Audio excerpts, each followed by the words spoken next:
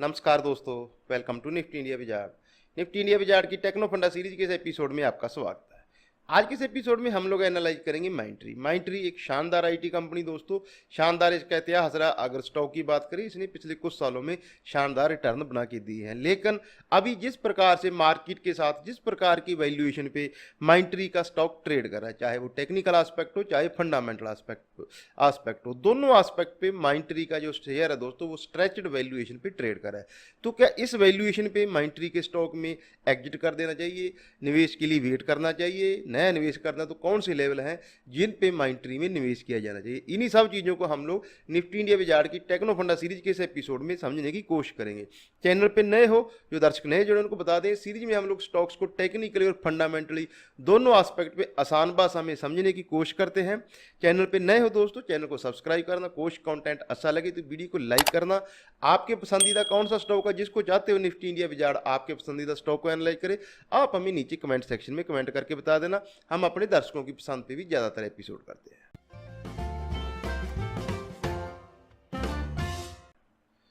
बात करते हैं माइंट्री की। माइंट्री के इस एपिसोड में हम लोग कौन कौन से एस्पेक्ट पे चर्चा करेंगे दोस्तों। इसमें हम लोग कंपनी की बेसिक इन्फॉर्मेशन, कंपनी का बिजनेस मॉडल, फाइनेंशियल चेक दोस्तों, कंपनी के क्या रिस्क हैं, सेक्टर का आउटलुक, पीयर कंपैरिजन और सबसे इंपॉर्टेंट इसकी प्राइस को भी एनालाइज करेंगे।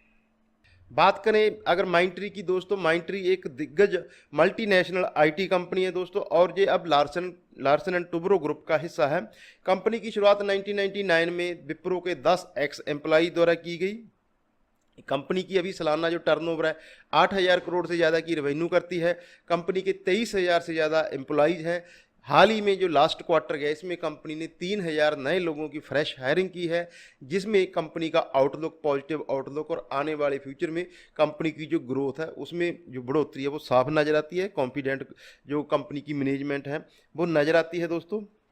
माइंट्री e commerce, mobile application, cloud computing, data analytics जैसी आईटी का सर्विसेज देती है। कंपनी के पास 300 से ज़्यादा एक्टिव क्लाइंट हैं। 18 देशों में 43 से ज़्यादा कंपनी के ऑफिस हैं दोस्तों। 2006 में कंपनी का आईपीओ आया था जो कि 100 टाइम्स सब्सक्राइब हुआ था, 150 रुपीज़ के आसपास उस समय स्टॉक ये लिस्ट हुआ था। हालांकि अगले 2-3 साल में ये अपनी लिस्टिंग प्राइस से 70% तक करेक्ट हो गया था। जब हम इसके प्राइस एनालिसिस करेंगे तो उसमें इन सब चीज़ों की चर्चा करेंगे दोस्तों। 2019 जून 2019 में लार्सन एंड टुब्रो ग्रुप ने कंपनी का टेक ओवर कर लिया था, माइंट्री का टेक ओवर कर लिया था। अब ये लार्सन एंड टुब्रो ग्रुप का एक हिस्सा है, उसकी सब्सिडरी है। लार्सन एंड टुब्रो की माइंट्री में 61% जो होल्डिंग है, मेजॉरिटी जो स्टेक होल्डिंग है वो Larsen and Toubro group hold करता है। बात करें माइंट्री की नंबर्स की दोस्तों, आईटी सेक्टर की ये मिड कैप कंपनी है। Market cap 74,000। हालांकि मिड कैप कंपनी हम इनको बोलते हैं, आई हो, कोफोर जो हो, ओरेकल फाइनेंशियल सर्विसेज हो, लेकिन मार्केट कैप अब इनकी लार्ज कैप की कैटेगरी में आती है। रेवेन्यू इसकी 8,119 करोड़ रुपए की FY21 में इसने रेवेन्यू की, 1,110 करोड़ रुपए का FY21 में इसने प्रॉफिट किया। 84 की ईपीएस है, 54 की पी रेशो पे ट्रेड करता है, 230 रुपीज़ की इसकी बुक वैल्यू है। FY21 के फाइनेंशियल्स को अगर डिटेल में समझें, सेल्स थी इसकी 8,190 करोड़ रुपए की, प्रॉफिट था 110 करोड़ रुपए का, 1,110 करोड़ रुपए का प्रॉफिट था। 41 की इसकी आरओसी है, 29 की इसकी आरओई है, कोई डेट नहीं है कंपनी के ऊपर। 10 रुपये की इसकी फेस वैल्यू है। डिविडेंड यील्ड इसकी 0.55% की है। प्राइस टू बुक वैल्यू 16.3 की प्राइस टू बुक वैल्यू है। एप्टा मार्जिन 22% का है। 13.1% का इसका नेट प्रॉफिट मार्जिन है। अब बात करते हैं कंपनी की बिजनेस मॉडल की। कंपनी का क्या बिजनेस मॉडल है और किस किस सेगमेंट से कंपनी की जो रेवेन्यू आती है। कंपनी की जो मेजर रेवेन्यू आती है दोस्तों वो है CMT segment, communication media and technology. इस सेगमेंट से कंपनी 50% रेवेन्यू करती है। आरसीएम सेगमेंट, इससे इसकी 21% की रेवेन्यू आती है। Retail, CPG and manufacturing category ये आ गई। BFSI, banking, financial services, insurance कंपनियां, ये सेक्टर से इसकी 20% की रेवेन्यू आती है। TH, travel and health care, इस सेगमेंट से इसकी 9% की रेवेन्यू आती है। अब सभी सेगमेंट को हम लोग एक सिंपल और आसान भाषा में समझने की कोशिश करते हैं।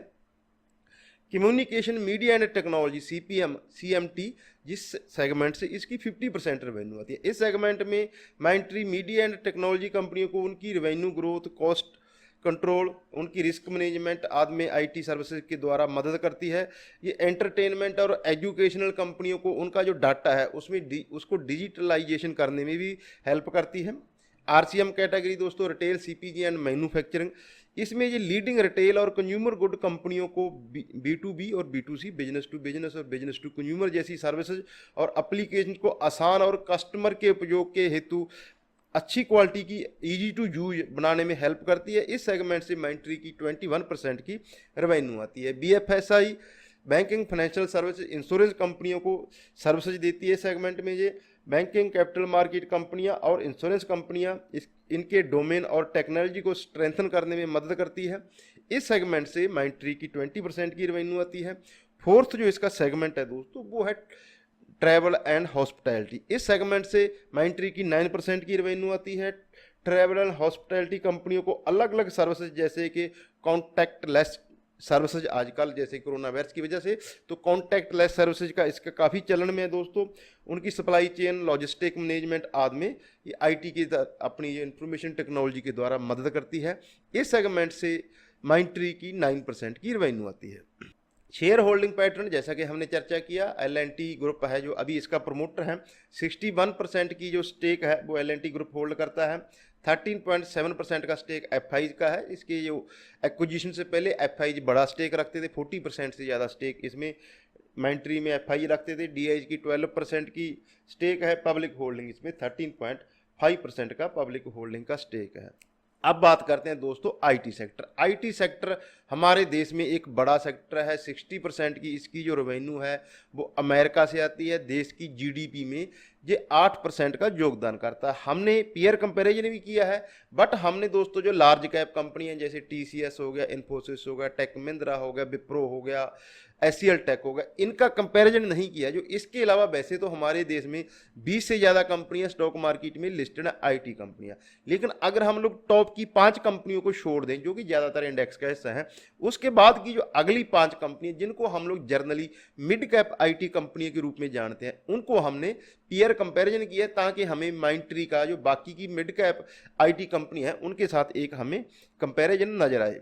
इसके लिए हमने कौन सी कंपनी चुनी है दोस्तों? Mindtree, L and T Infotech, Mphasis, Tata Elxsi, Oracle financial services और कोफोर्ज, इन 6 कंपनियों का हमने पीयर कंपैरिजन किया। आपके लिए इनके जो main number, data, ratios analyse किए ताकि आपको माइंट्री समझ में कि अपने पीयर कंपनियों के मुकाबले कहाँ स्टैंड करती है।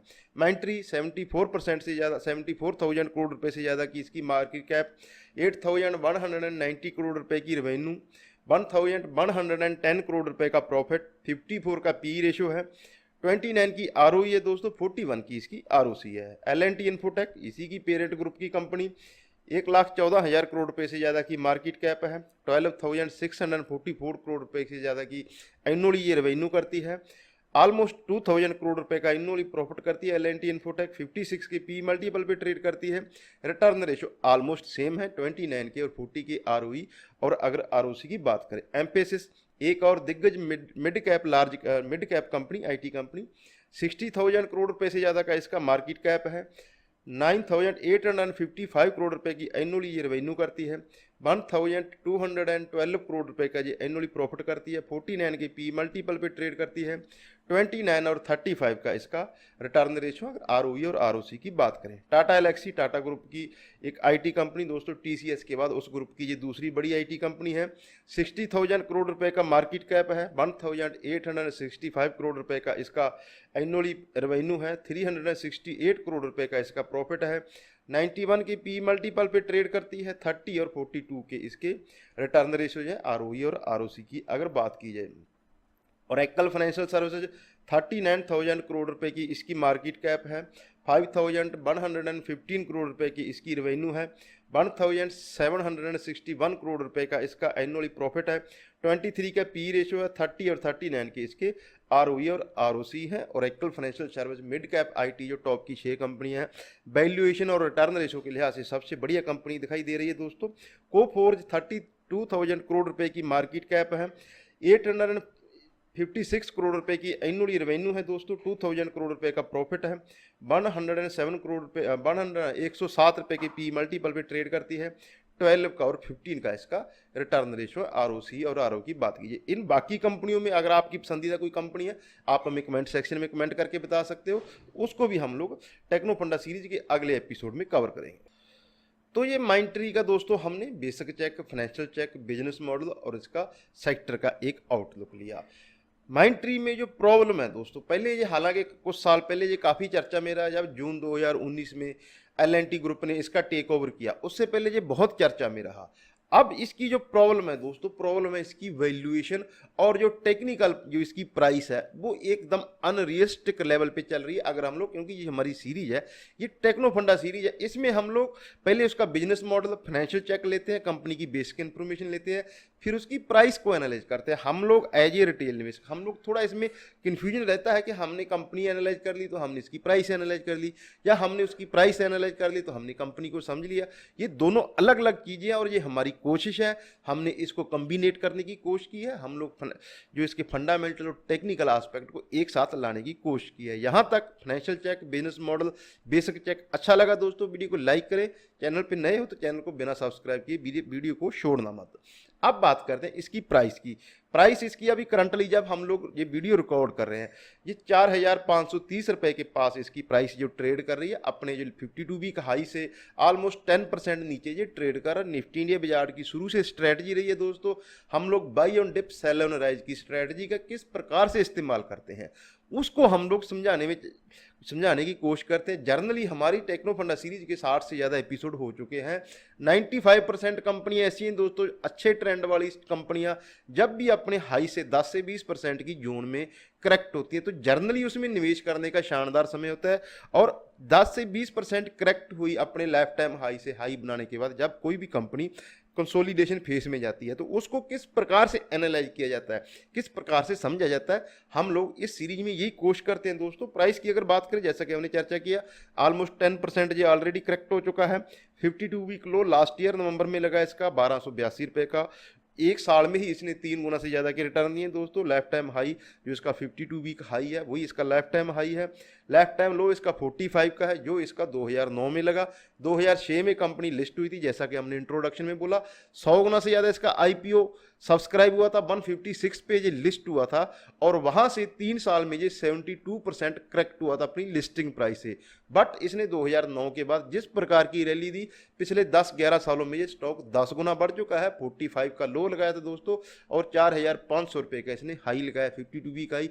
कंटिन्यूस एक ये अप ट्रेंड में रहा है। बट अगर कोई शेयर लगातार अप ट्रेंड में रहता है, 10 साल में 10 गुना बढ़ जाता है, उसमें दिक्कत कहाँ आती है? पी रेशो तो देख लिया, चलो हमने फिर देख लिया कि 54 की पी मल्टीपल पे है, तो हमने मान लिया कि ये फंडामेंटली एक ओवरबॉट स्टॉक है दोस्तों, वैल्यूएशन वाइज इसी कॉस्टली स्टॉक है। बट टेक्निकल एस्पेक्ट भी देखना चाहिए, लॉन्ग टर्म चार्ट्स, क्योंकि हम लोग टेक्नो फंडा सीरीज में प्रोफेशनली तौर पे लंबे समय से, जब से ये स्टॉक लिस्ट हुआ है, कोई भी स्टॉक लिस्ट हुआ है, तो उसकी प्राइस को समझने की कोशिश करते हैं। जैसा कि हमने चर्चा की, 156 पे प्राइस लिस्ट हुई, लिस्टिंग के 3 साल बाद लिस्टिंग प्राइस से 70% तक करेक्ट हुआ। उसके बाद पिछले 10 साल से इसने कंटिन्यूस रैली की है। अब इस रैली का इसको इम्पैक्ट क्या मिला, नुकसान कहाँ पे है, कहाँ से हमें कॉशियस संकेत मिल रहे हैं, कौन सी चीज़ से हमें कंसर्न रहना चाहिए, तो वो हम लोग इसकी अभी चार्ट्स में बात करेंगे। चार्ट्स देखें, मंथली चार्ट्स शानदार हैं दोस्तों, प्राइमा फेसी देखने में बहुत शानदार चार्ट्स लग रहे हैं। जैसे कि इसने हमने चर्चा की 2009 में जो रैली की लगभग 10 गुना बढ़ा। बट जो प्रॉब्लम है दोस्तों वो है इसकी monthly RSI, relative strength index, किसी भी स्टॉक को ओवरबॉट या ओवर जोन दर्शाता है दोस्तों। हम अक्सर चर्चा करते हैं, बेसिकली आप लोग जानते हैं 30, 50, 70 की जोन को हम लोग मेजर करते हैं। 70 को कोई भी स्टॉक जब इसकी RSI पार करती है तो हम लोग उसको ओवरबॉट जोन में कंसिडर करते हैं। बट इसकी जो मंथली RSI है दोस्तों वो है 95 पे, ये है इसका एकमात्र कंसर्न। 95 की RSI बिल्कुल अनरियलिस्टिक है। तो यहाँ से दो चीज़ें तय हैं, या तो इसमें प्राइस करेक्शन आएगी या इसमें टाइम वाइज करेक्शन आएगी। और रिटेल निवेशक हम ये दोनों प्रकार की करेक्शन से बचना चाहते हैं, बचना चाहिए भी इससे। आप लोग प्राइस करेक्शन तो हम लोग सब जानते हैं कि 10% जैसा कि अभी ऑलरेडी ये करेक्ट हो चुका है, लेकिन प्राइस करेक्शन को हम लोग बोलते हैं कंसोलिडेशन फेज में चला जाएगा। तो इसमें फिर हम लोगों को क्या स्ट्रैटेजी बनानी चाहिए, या तो बाई ऑन डिप की स्ट्रैटेजी रखें या इसमें SIP अगर आप माइंट्री, वैसे हमारी तो ये रिकमेंडेशन कभी रही नहीं, हम तो सिर्फ आपको कंपनी को समझने में मदद करते हैं। बट हमारा ये सुझाव रहता है कि अगर ऐसी कंपनियों को, ओवर स्ट्रेच कंपनियों में पहली बात तो शॉर्ट टर्म के लिए निवेश ना करें, लंबे समय के लिए निवेश करें और इसमें डिप पे बाई करने के लिए तैयार है। बात करें वीकली चार्ट्स की, हालांकि ये वीकली चार्ट्स पे भी स्ट्रेच नजर आ रहा है दोस्तों, लेकिन हायर लेवल से पिछले कुछ हफ्तों से इसमें कंसोलिडेशन हुआ है। अब इस कंसोलिडेशन का एक तो इसको बेनिफिट मिला कि ये 10% करेक्ट हो चुका है, दूसरा इसको जो बेनिफिट मिला है वो मिला है वीकली RSI में। वीकली RSI भी इसकी 90 को पार कर चुकी थी, बट कंसोलिडेशन के बाद दोस्तों ये अभी 70 की जोन में, हालांकि अभी भी ओवरबॉट जोन में है। तो मंथली चार्ट्स पे अगर हम लोग निवेश करें लंबे समय के लिए तो मंथली चार्ट्स हमेशा समझने चाहिए। हम हमेशा हमारी वीडियो में जिस भी स्टॉक्स को एनालाइज करते हैं तो उनके मंथली चार्ट्स की जरूर चर्चा करते हैं कि लॉन्ग टर्म चार्ट्स पे कोई स्टॉक कैसे नजर आ रहा है। तो मंथली चार्ट्स पे हमने देखा कि 90 के ऊपर इसकी रिलेटिव स्ट्रेंथ इंडेक्स एकमात्र इंडिकेटर जो हम लोग यूज करते हैं वो ओवरबॉट जोन में चल रहा है। तो ऐसे में दोस्तों ऐसे स्टॉक को अवॉइड करना चाहिए, वेट करना चाहिए। स्टॉक मार्केट की खासियत है, प्राइस कभी भी एक स्ट्रेट लाइन में नहीं चलती, हमेशा डिप मिलते हैं। कभी कभी अच्छी कंपनी में निवेश करके इंतजार करने से ज़्यादा दोस्तों उसमें निवेश के लिए इंतजार करना फायदेमंद रहता है। कंसोलिडेशन होने दें, प्राइस करेक्शन होने दें, तब ऐसी शानदार कंपनियों में लंबे समय के लिए हमें निवेश करना चाहिए। तो ये हमारे माइंट्री के ऊपर कंप्लीट एनालिसिस हो गए दोस्तों। हमने माइंट्री का financial check, business check, peer comparison, इसका हर एस्पेक्ट आपको सिंपल और आसान भाषा में एनालाइज करके बताया। माइंट्री के साथ और भी कई ऐसी मिड कैप कंपनी हैं दोस्तों जो एक्सट्रीम स्ट्रेच्ड वैल्यूएशन पे, चाहे वो टेक्निकल हो चाहे वो फंडामेंटल हो, इस वैल्यूएशन पे ये ट्रेड करें। तो ऐसी कंपनियों को दोस्तों हम लोग अगर इन्वेस्टमेंट करते हैं तो या तो हमारा टाइम होराइजन लंबा हो, या हमें ये मान के चलना चाहिए कि अगर हम इसमें निवेश करें तो ये स्टॉक है, जिस भी स्टॉक में हम लोग, चाहे वो माइंट्री है, तो वो कंसोलिडेशन में जा सकता है। इसमें इतनी गिरावट नहीं है, लेकिन क्या है, ये कंसोलिडेशन में जा सकता है। और ऐसे स्टॉक्स में फिर जो गिरावट में हमें घबराना नहीं चाहिए, गिरावट में ऐसे स्टॉक्स को और ऐड करना चाहिए। तो ऐसी ही स्ट्रेटजी दोस्तों माइंट्री जैसे शानदार फंडामेंटल वाले स्टॉक्स में हमें रखनी चाहिए। आप किस स्टॉक पे चाहते हो निफ्टी इंडिया विजार्ड अगर अगला एपिसोड आपकी पसंदीदा स्टॉक पे करे, आप हमें कमेंट सेक्शन में कमेंट करके बता सकते हैं। हम अपने कई एपिसोड अपने दर्शकों की पसंद पे कर चुके हैं। वैसे भी आपका कोई भी इंक्वायरी है आप हमें कमेंट सेक्शन में सवाल पूछ सकते हैं। कोर्स कंटेंट डाटा अच्छा लगा हो दोस्तों तो वीडियो को एक लाइक जरूर करना। चैनल पे नए हो, अभी तक सब्सक्राइब नहीं किया है तो चैनल को जरूर सब्सक्राइब करना। अपना और अपनों का ख्याल रखें। नमस्कार दोस्तों।